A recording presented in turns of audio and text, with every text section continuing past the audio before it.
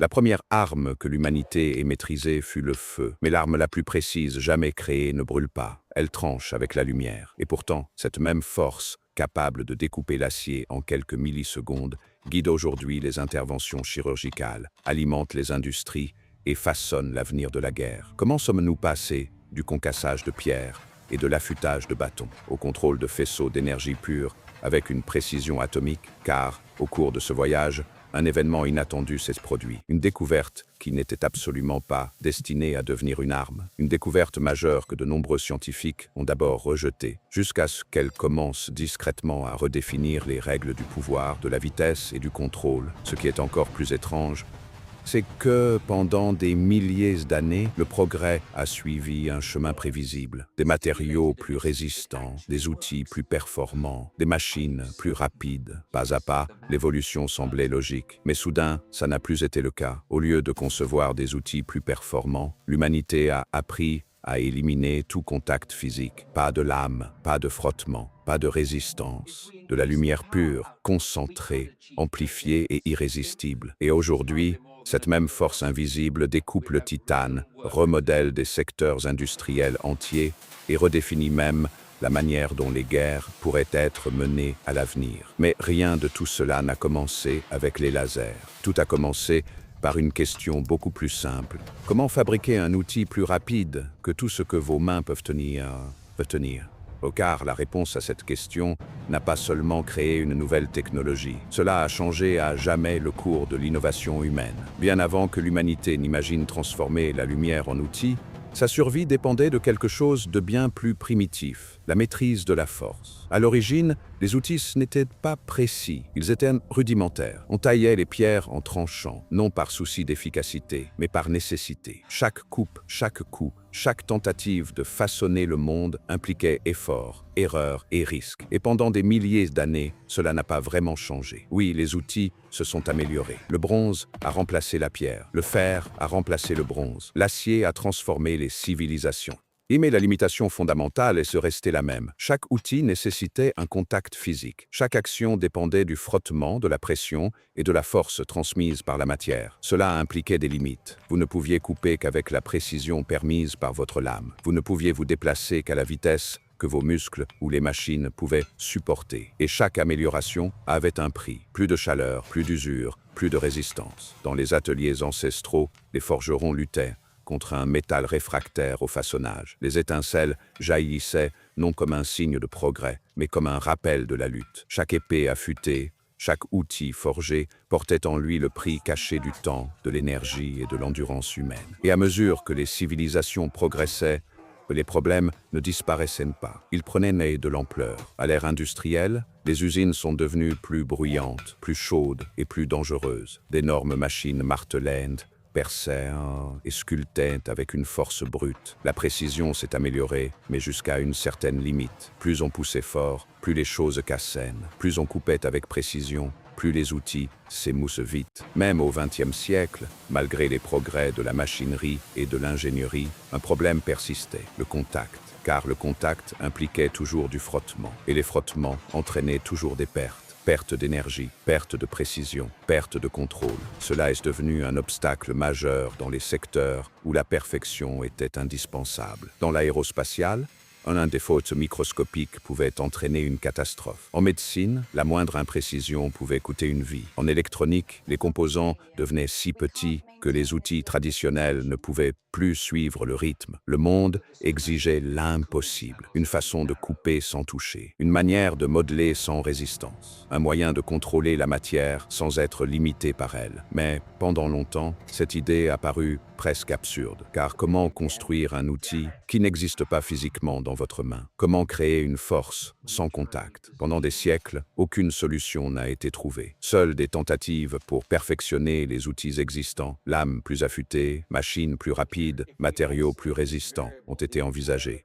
Mais chaque solution n'a fait que rendre le problème sous-jacent plus évident. Plus l'humanité progressait, plus elle se heurtait au même mur invisible. Et puis, discrètement, en arrière-plan de la recherche scientifique, quelque chose a commencé à changer, pas dans les usines, pas sur les champs de bataille, mais dans les laboratoires, où l'objectif n'était pas du tout de découper ou de façonner, Il s'agissait de comprendre la lumière elle-même. Et c'est là que tout a commencé à changer. La solution n'est pas venue des ingénieurs qui tentaient de concevoir de meilleurs outils. Cela provenait de scientifiques qui posaient une question complètement différente. Qu'est-ce que la lumière exactement? Pendant des siècles, la lumière a été observée, mesurée, voire partiellement comprise, mais jamais maîtrisée. Elle éclairait le monde. Mahomet ne pouvait le modeler. Elle se propageait rapidement, mais ne pouvait être retenue. Ou du moins, c'est ce que tout le monde croyait. Au début du XXe siècle, la physique a commencé à révéler un phénomène étrange. La lumière n'était pas seulement une onde, comme on le pensait auparavant. Elle se comportait aussi comme des particules, de minuscules paquets d'énergie, appelés plus tard photons,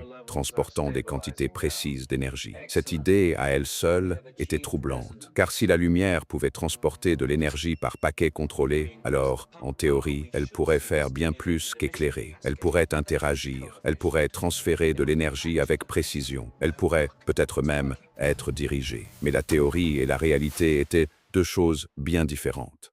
Le véritable défi était l'amplification. La lumière ordinaire se propage, elle s'affaiblit avec la distance, elle se disperse dans toutes les directions. Pour transformer la lumière en un outil, les scientifiques ont dû réaliser une prouesse inédite, faire en sorte que la lumière se déplace de manière parfaitement alignée, dans une seule direction, avec une énergie concentrée. Et pendant longtemps, cela a semblé impossible, jusqu'à ce que l'idée de émission stimulée commence à attirer l'attention. C'était subtil au départ, un concept enfoui au cœur de la théorie quantique. L'idée que, dans des conditions appropriées, un photon pouvait déclencher l'émission par un autre atome d'un photon identique, même énergie, même direction, parfaitement synchronisé. Si ce processus se répétait sans cesse, il pourrait créer un effet domino. Une réaction en chaîne de lumière parfaitement alignée, pas dispersée, pas aléatoire, mais ordonnée, concentrée, amplifiée. Pourtant, de nombreux scientifiques doutaient de sa faisabilité. L'idée de construire un dispositif capable de contrôler un processus quantique aussi délicat paraissait irréaliste, trop instable, trop complexe. Et pourtant, en 1960, un événement remarquable s'est produit. Un physicien du nom de Théodore Maiman prit un cristal de rubis synthétique, le plaça dans une chambre réfléchissante et l'exposa à un flash lumineux intense. Ce qu'il a produit, ce n'était pas simplement un faisceau plus lumineux. C'était quelque chose de totalement nouveau, un faisceau lumineux étroit et cohérent, parfaitement aligné, intensément focalisé et d'une précision supérieure à celle de n'importe quel outil physique jamais créé. Le premier laser. À l'époque, cela ne ressemblait pas à une révolution. Cela ressemblait à une curiosité. Certains ont même plaisanté en disant que c'était une solution à la recherche d'un problème, parce que personne n'a immédiatement compris ce que cela pourrait devenir. Mais derrière cette manifestation discrète se cachait un changement sans précédent. Pour la première fois de l'histoire, l'humanité avait créé un outil qui ne reposait ni sur la force, ni sur la friction, ni sur le contact. Un outil fait d'énergie pure, un outil qui pourrait être contrôlé à la vitesse de la lumière elle-même. Et une fois cette porte ouverte, impossible de la refermer. Car soudain, la question n'était plus « peut-on contrôler la lumière ?» C'est devenu quelque chose de bien plus puissant. Que se passe-t-il lorsque nous le faisons ?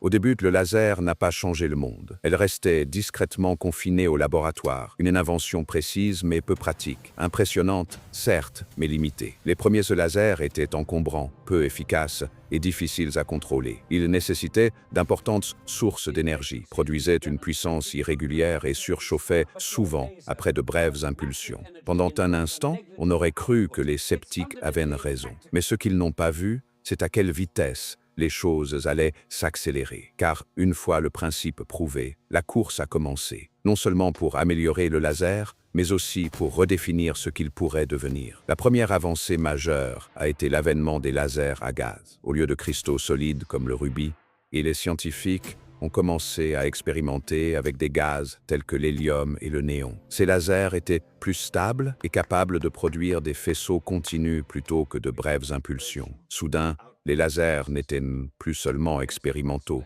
ils étaient utilisables. Puis vint le laser à dioxyde de carbone, plus solide, plus efficace, plus puissant. C'est à ce moment que les lasers ont quitté les laboratoires pour entrer dans l'industrie. Les usines ont découvert que ces faisceaux pouvaient découper des matériaux avec une précision inégalée par les lames, des bords nets, un minimum de déchets, aucun contact physique. Pour la première fois, le secteur manufacturier a commencé à prendre un aspect différent. Mais les progrès n'ont pas ralenti. ils se sont multipliés. Les lasers à semi-conducteurs, également appelés lasers à diode, ont une fois de plus tout changé. Au lieu d'installations volumineuses, les lasers pouvaient désormais être compacts, efficaces et intégrés aux appareils électroniques. Ce fut le tournant en termes d'échelle. Du jour au lendemain, les lasers n'étaient plus seulement des outils industriels, ils étaient partout, à l'intérieur des lecteurs de code-barres, à l'intérieur des lecteurs CD et DVD, systèmes de communication interne transportant l'information par fibre optique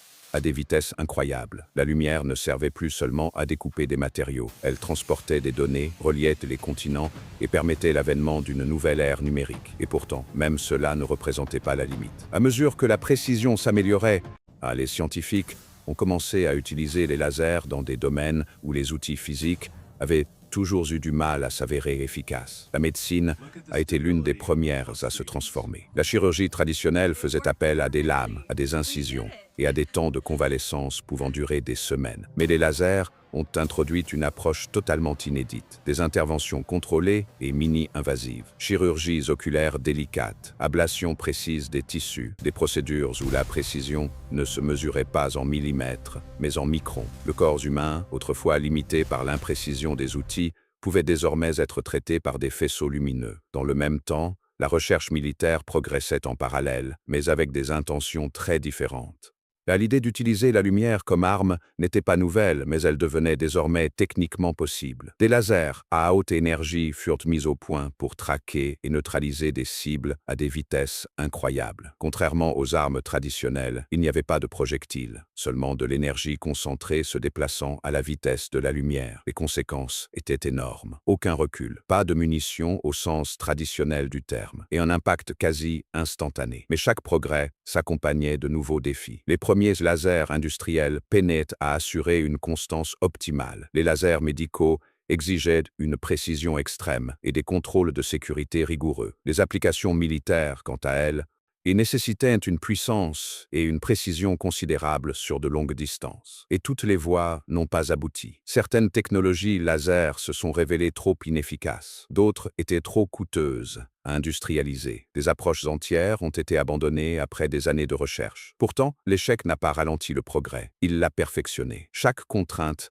a engendré de nouvelles solutions, des systèmes de refroidissement plus performants, des matériaux plus stables et une conversion d'énergie plus efficace. Et au fil du temps, les lasers sont passés du statut de dispositifs expérimentaux à celui de systèmes essentiels. Les lasers à fibres ont fait leur apparition, offrant une puissance élevée avec une efficacité incroyable. Des lasers ultra rapides ont été mis au point et capables de produire des impulsions si brèves qu'elles pouvaient manipuler des matériaux sans générer de dommages thermiques. Il ne s'agissait pas simplement d'une amélioration, mais d'une transformation, car désormais, les lasers n'étaient plus de simples outils, c'étaient des plateformes adaptables, évolutifs, d'une précision inimaginable, de la découpe de l'acier pour transmettre des communications mondiales, pour réaliser des interventions chirurgicales vitales. Le même principe fondamental était appliqué dans des mondes complètement différents. Et pourtant, malgré tous ces progrès, une question persistait. Que se passe-t-il lorsqu'une technologie devient si précise, si vite,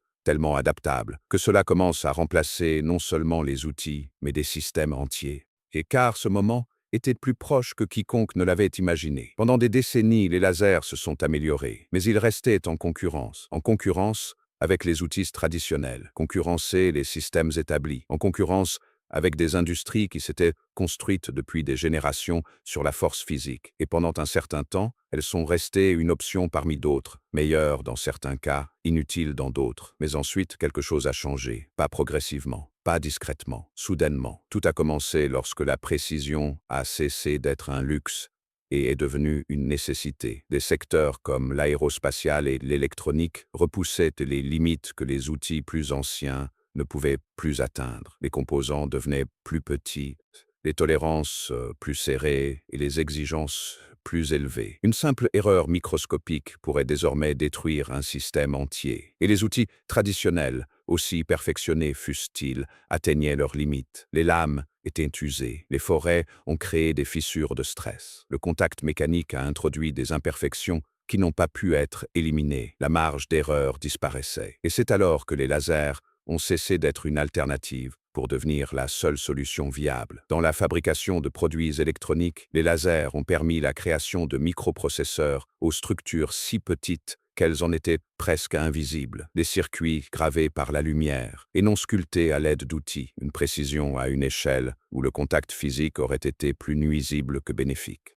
En médecine, les patients ont commencé à opter pour les interventions au laser non pas parce qu'elles étaient nouvelles, mais parce qu'elles étaient plus sûres, plus rapides et plus prévisibles. Les temps de convalescence ont diminué, les complications ont baissé, les résultats se sont améliorés. Dans le secteur manufacturier, des lignes de production entières ont été repensées autour des systèmes laser, ce qui nécessitait auparavant plusieurs machines, de nombreuses étapes, et une maintenance constante peut désormais être réalisée grâce à un seul faisceau contrôlé, plus rapide, plus propre, plus efficace. Et puis vint le moment qui changea tout. Communication. La technologie de la fibre optique, alimentée par des lasers, a transformé la façon dont l'information circule à travers le monde.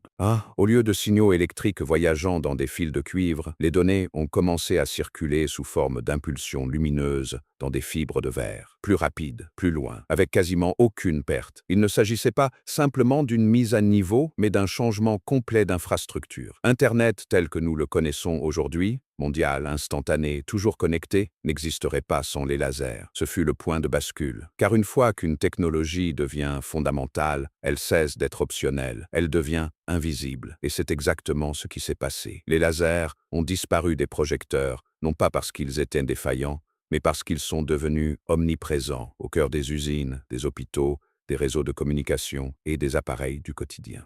Et fonctionnant discrètement, rarement remarqués, mais absolument indispensables. Et à ce moment-là, la question n'était plus de savoir si les lasers allaient façonner l'avenir. C'était jusqu'où ils iraient. Aujourd'hui, les lasers ne sont plus expérimentaux, spécialisés, ni même remarquables au sens traditionnel du terme. Ils sont tellement intégrés au système moderne que la plupart des gens ne les remarquent même pas. Et c'est ce qui fait leur force. Car le laser moderne n'est pas qu'un simple appareil. Il fait partie d'un système interconnecté conçu pour la précision, la vitesse et le contrôle à des échelles autrefois inimaginables. Dans le secteur manufacturier, les systèmes laser de pointe sont désormais entièrement automatisés, pilotés par logiciels, synchronisés avec la robotique et calibrés en temps réel.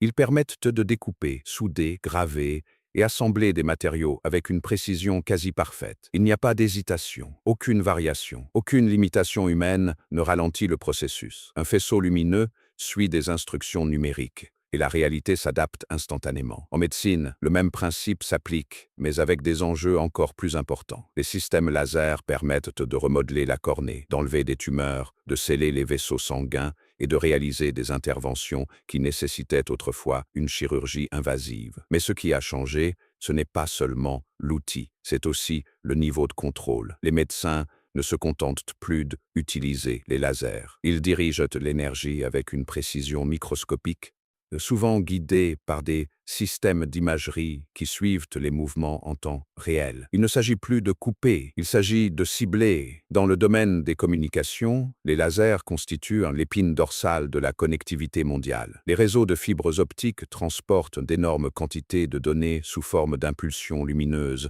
traversant les océans et les continents quasi instantanément. Chaque message, chaque vidéo, chaque transaction se déplacent silencieusement à travers des fibres de verre plus fines qu'un cheveu. Et le système ne s'arrête pas là. En recherche, les lasers ultra-rapides sont utilisés pour étudier la matière à l'échelle atomique. Des impulsions si brèves qu'elles ne durent que quelques femtosecondes permettent de capturer des phénomènes autrefois impossibles à observer. En matière de défense, des systèmes laser à haute énergie sont développés pour intercepter les menaces en temps réel, sans délai, sans calcul de trajectoire, une neutralisation immédiate à la vitesse de la lumière. Dans tous ces domaines, le schéma est le même, ce schéma est le même. La précision n'est plus une option, la vitesse n'est plus limitée et le contrôle n'est plus physique. Mais malgré tous ces progrès, le système moderne n'est pas parfait. Les lasers nécessitent toujours de l'énergie, parfois des quantités énormes. Les systèmes à haute puissance génèrent de la chaleur qui doit être gérée avec soin. Les conditions atmosphériques peuvent nuire à la précision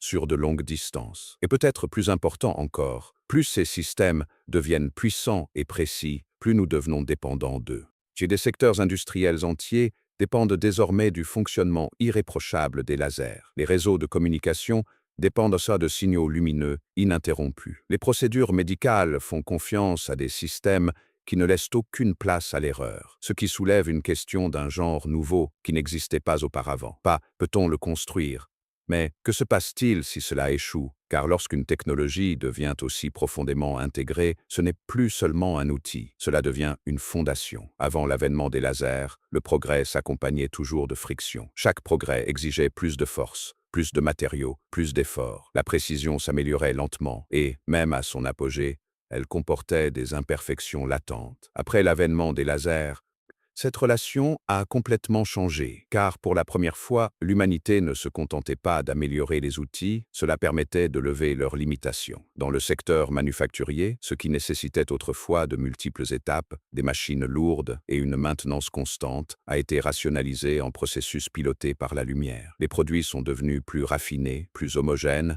et plus facilement industrialisable. La marge d'erreur ne s'est pas seulement réduite, elle a quasiment disparu. En médecine, la différence était encore plus personnelle. Les interventions qui impliquaient autrefois de longues convalescences et des risques importants sont devenues plus rapides, plus sûres et beaucoup moins invasives. Les patients qui auraient été confrontés à l'incertitude bénéficient désormais de résultats prévisibles.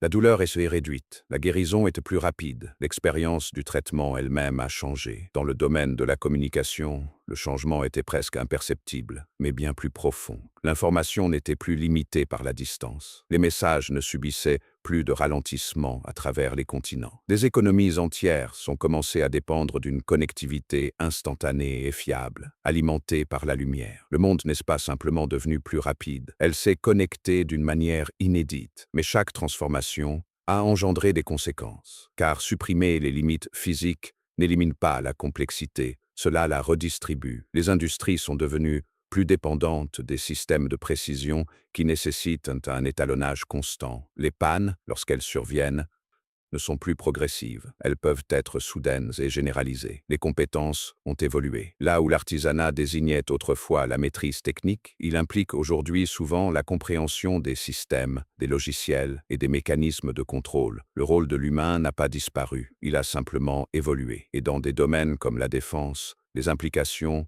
sont devenues encore plus complexes. Une arme qui se déplace à la vitesse de la lumière ne laisse pas le temps de réagir. Les décisions s'accélèrent, les résultats sont immédiats. L'écart entre l'action et la conséquence se réduit. Et peut-être l'impact le plus subtil de tous, c'est à quel point c'est devenu invisible. Les gens ne pensent pas au laser lorsqu'ils utilisent Internet. Ils n'en tiennent pas compte lors des interventions médicales. Et ils ne se rendent pas compte qu'ils façonnent les produits autour d'eux. Mais elles sont là, discrètement intégrées au système qui définissent qu'est la vie moderne, ce qui amène à une constatation qu'il est facile de négliger. Les technologies les plus puissantes ne sont pas toujours celles que nous voyons. Ce sont ceux que l'on cesse de remarquer, parce que nous ne pouvons plus fonctionner sans eux. Ce qui suit n'est pas seulement une mise à jour, c'est un changement de contrôle, car les lasers ne se limitent plus à la découpe, à la transmission ou à la mesure. Ils commencent à interagir avec la réalité à un niveau bien plus profond qu'auparavant. Dans les laboratoires de recherche, les scientifiques développent des lasers capables de manipuler des atomes individuels et positionnant la matière avec une précision qui frôle la création elle-même. Non pas façonner des objets, mais les construire de A à Z. En informatique, on étudie l'utilisation de la lumière comme alternative à l'électricité dans les processeurs. Ces systèmes pourraient fonctionner plus rapidement, générer moins de chaleur et traiter des volumes de données que les technologies actuelles peinent à gérer. Si elle réussit, cette initiative n'améliorerait pas seulement les performances, elle pourrait redéfinir les capacités des ordinateurs. Dans l'espace, on teste des lasers pour communiquer au-delà de la Terre, en transmettant des données sur de vastes distances avec un délai minimal. On envisage même d'utiliser de puissants réseaux de lasers pour propulser des engins spatiaux, faisant ainsi de la lumière un moyen de transport. Et en matière de défense, l'évolution se poursuit, plus compacte, plus efficace, plus autonome, des systèmes capables de détecter, de suivre et de réagir sans hésitation. Pas en quelques secondes, mais presque instantanément. Mais à chaque progrès, les questions deviennent plus difficiles à ignorer. Que se passe-t-il lorsque la précision devient absolue? Quand le contrôle atteindra-t-il l'échelle atomique? Quand les décisions sont prises plus vite que les humains ne peuvent réagir? Car l'avenir des lasers ne se résume pas à la capacité. Il s'agit aussi de responsabilité. La même technologie qui peut guérir, connecter et créer peut aussi perturber, dominer et remplacer. Et contrairement aux outils précédents, celui-ci ne dépend pas de limites physiques pour ralentir son fonctionnement. Il se déplace à la vitesse de la lumière. Ce qui signifie que l'avenir ne nous attendra pas. Elle sera façonnée par la manière dont nous choisirons de l'utiliser, ou comment nous ne parvenons pas à le contrôler. Pendant des milliers d'années, le progrès a signifié ajouter de la force, plus de poids, plus de puissance. Et puis, presque sans bruit, tout a changé. Nous avons cessé de forcer davantage et elle a commencé à devenir plus précise. Du feu et de la pierre, aux rayons de lumière pure, il ne s'agissait pas seulement d'une évolution technologique, mais d'un changement dans la façon dont l'humanité interagit avec le monde lui-même, non pas en le dominant, mais en le comprenant. Car la véritable avancée n'a jamais été uniquement le laser. C'était la prise de conscience que les outils les plus puissants ne sont pas toujours ceux que l'on peut tenir entre ses mains. Ce sont ceux que vous pouvez contrôler. Et maintenant, à l'aube de ce que la lumière peut accomplir, une chose devient claire. Cette histoire n'est pas terminée. Cela continue de se déployer dans chaque système, chaque innovation, chaque faisceau silencieux qui façonne l'avenir autour de nous. Et si cela changeait votre façon de voir la technologie, restez avec nous pour découvrir d'autres reportages qui révèlent ce qui façonne réellement le monde.